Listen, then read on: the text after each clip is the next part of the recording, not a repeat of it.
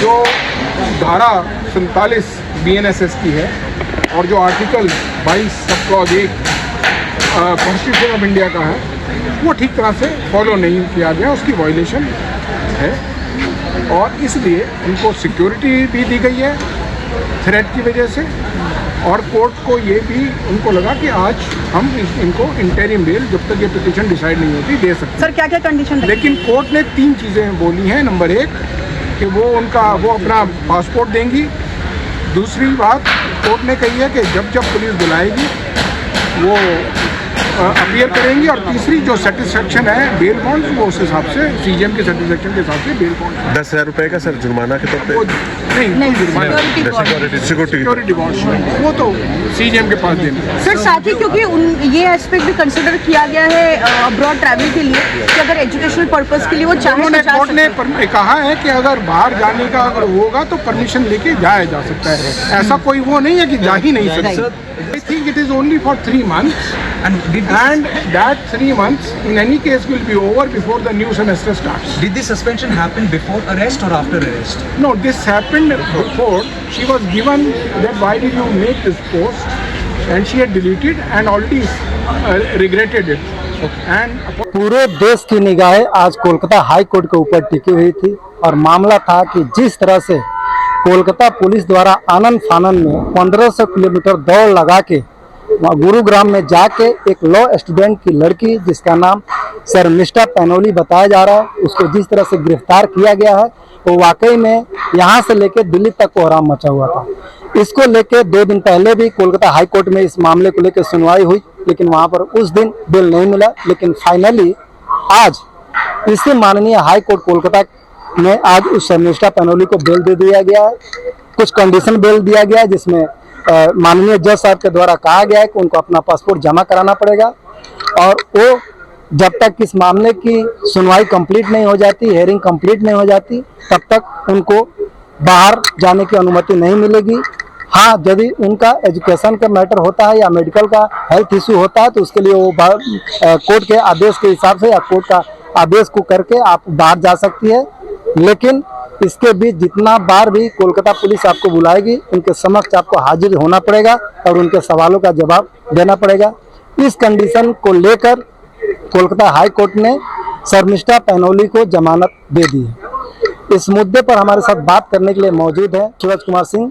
इस मुद्दे पर हमारे साथ अभी हाई कोर्ट कोलकाता में ही मौजूद है, हाई कोर्ट के पास ही मौजूद है। उन्हीं से हम बात करेंगे और बात करने के बाद उनसे जानेंगे कि आखिर कोलकाता पुलिस ने इतनी जल्दी इतनी आनन फानन में 1500 किलोमीटर दौड़ लगा के शर्मिष्ठा पैनोली को अरेस्ट करने के लिए किसका प्रेशर था, किसका दबाव था, आखिर वो कौन सा वजह था जिसकी वजह से कोलकाता पुलिस को आज माननीय हाई कोर्ट में भी जज साहब के तीखे सवालों का सामना करना पड़ा।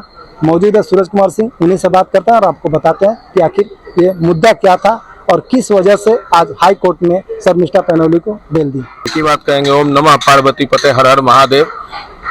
भगवान महादेव की कृपा से और हिंदुओं की एकता और हिंदुओं ने जिस प्रकार से एकजुटता दिखाई है शर्मिष्ठा के मामले में, इसकी जीत हुई है और ऑनरेबल हाई कोर्ट ने उनको जमानत दिया। आज हम लोग बहुत खुश हैं, बहुत प्रसन्न हैं।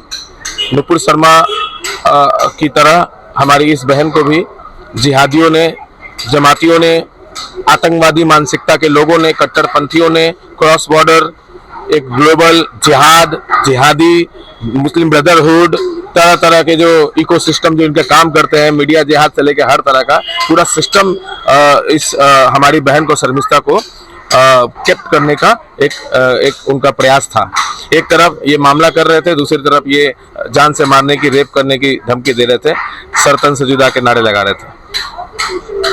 कलकत्ता पुलिस का झूठ का एक पूरा का पूरा भांडाफोड़ हुआ है आज कोर्ट में।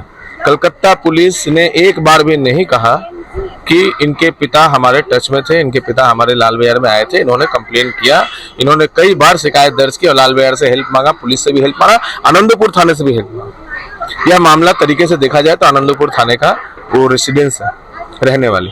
आनंदपुर थाने में जब उन लोग गए कंप्लेन किए, वो लोग कंप्लेन नहीं लिया और वहाँ कोई एफआईआर हुआ नहीं। अगर होता तो शर्मिष्ठा के खिलाफ आनंदपुर थाने में एफआईआर होना था, जो कि एक बार सरप्राइज गार्डन इस थाने में पता लगा उनके परिवार को।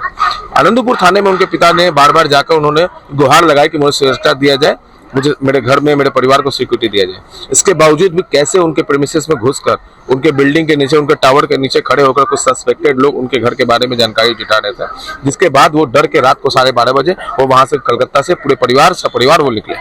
ना वो आतंकवादी है, ना वो किसी प्रकार से क्रिमिनल कोई इनका रिकॉर्ड है। उनका परिवार बहुत ही शिक्षित और बहुत ही रेपुटेड फैमिली है। उनकी लड़की सिम्बोसिस कॉलेज में लॉ की स्टूडेंट है 4th ईयर की, जो कि बहुत ही एक सम्मानित एक रेपुटेड एक इंस्टीट्यूट है। उनके परिवार को जिस प्रकार से डराया गया, धमकाया गया और पूरे मामले में जिस प्रकार से कलकत्ता पुलिस का फेलियर रहा, उनके परिवार को प्रोटेक्शन नहीं देने के कारण वो लोग को यहाँ से निकलना पड़ा। निकलने के बाद भी उनके परिवार, उनके लोग, वो लोग फोन के माध्यम से कलकत्ता पुलिस के संग वो लोग कांटेक्ट में थे। ये है पूरा मैटर।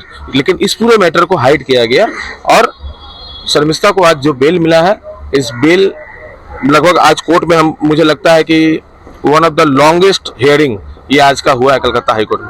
आज लगभग 3.5 घंटा ये हियरिंग चला है और पूरा रूम खचाखच भरा हुआ था, 7 नंबर रूम, जिसमें लॉ के स्टूडेंट जो है वो सब खड़े हैं, सुन रहे हैं। ये बहुत कुछ सीखने के लिए आने वाले समय में, बहुत जजमेंट्स के लिए ये बहुत ही एक निष्कर्ष का रास्ता निकालेगा आज का जो ये मामला है। और इस जजमेंट की कॉपी आने के बाद आप लोगों तक, मीडिया तक पहुंचेगी, आप लोग उसको जानेंगे, देखेंगे। अभी की पॉइंट यही है कि शर्मिष्ठा हमारी बहन, उसको बेल मिल गया है, जमानत मिल गया है। देखिए है कि यहाँ पे रोड जिहाद है, रोड जिहाद है। यहाँ पर वोट बैंक जो है वो प्रभावित ना हो, मुसलमानों को खुश करके रखना है ममता बनर्जी को। इसीलिए हिंदुओं के सेंटीमेंट का कोई सम्मान नहीं है, हिंदुओं के सेंटीमेंट का कोई इम्पोर्टेंस नहीं है यहाँ की सरकार, यहाँ के पुलिस के नज़र में। इसलिए जो हिंदुओं के सेंटीमेंट को हर्ट करता है, अगर वो मुसलमान है तो मुसलमान उनका वोट बैंक है, वो उनको बचाएंगे, फेवर करेंगे। अभी भी बचा रही है, अभी भी कलकत्ता पुलिस उनको हाइड करके रखी हुई। 48 घंटा नहीं हुआ सर, 3 दिन हो गया है अभी तक। और हम लोग शनिवार को भी हम लोग इस मामले में हम लोगों ने जानकारी दी थी। बहुत लोगों ने मेल के माध्यम से कंप्लेन किया था। दार्जिलिंग से लेके, आसनसोल से लेके, कलकत्ता से लेके पूरे भारतवर्ष में, महाराष्ट्र मुंबई, पुणे, दिल्ली, हरियाणा, असम, तेलंगाना, कई राज्यों में मामले हुए हैं। पुलिस आकर बैठी हुई है यहाँ पर, घर में जा रही है, घर पे वहां पे पुलिस खड़ा कर दिया गया गार्डन थाने की तरफ से, ताकि घर में मीडिया जाके बात ना कर पाए, परिवार के लोगों से पूछ ना पाए और पुलिस आके वहां पे सर्चिंग ना कर पाए। हालांकि सर्चिंग का ऑर्डर नहीं है, अरेस्ट का वारंट लेकर आई है पुलिस, लेकिन अरेस्ट करने में किसी भी प्रकार का कोई भी कोलकाता पुलिस सहयोग नहीं कर रहा है उसको हैंड ओवर करने में। और हमें लगता है कहीं ना कहीं कलकत्ता पुलिस ही उसको अपने पास रखी है, उसको छुपा के रखी है। देखिए, कलकत्ता पुलिस नाकाम नहीं है, कलकत्ता पुलिस बहुत सक्षम है। कलकत्ता पुलिस को नाकाम बना के रखा है यहाँ की सरकार ने, यहाँ की तत्कालीन प्रशासन ने, ममता बनर्जी ने, जो एक धर्म को खुश करने के लिए लगातार अपीजमेंट कर रही है। और पुलिस का भी अपीजमेंट हो चुका है। पुलिस को भी सेलेक्टिवली लॉ डिलीवर करना पड़ रहा है ड्यू टू यहाँ की जो गवर्नमेंट है, यहाँ की सरकार है, उसके डायरेक्शन के आधार पे। बंगाल में हर एक हमें लॉ हमें यहाँ पर मिलता नहीं है, हमें यहाँ पर न्याय मिलता नहीं है। हमें न्याय यहाँ पर छीन कर लेना पड़ता है, मांगना पड़ता है। तो हम लोग न्यायालय में जाएंगे, जैसे शर्मिष्ठा के लिए हमने आंदोलन किया, न्याय मांगा, न्याय मिला, उसी प्रकार से हम लोग न्याय मांगेंगे और सड़क पर उतर के होगी आंदोलन। जो हो रही है उसको हम कंटिन्यू करेंगे। और आगे एक मामला सुलझ गया, दूसरा मामला हमको सुलझाना है।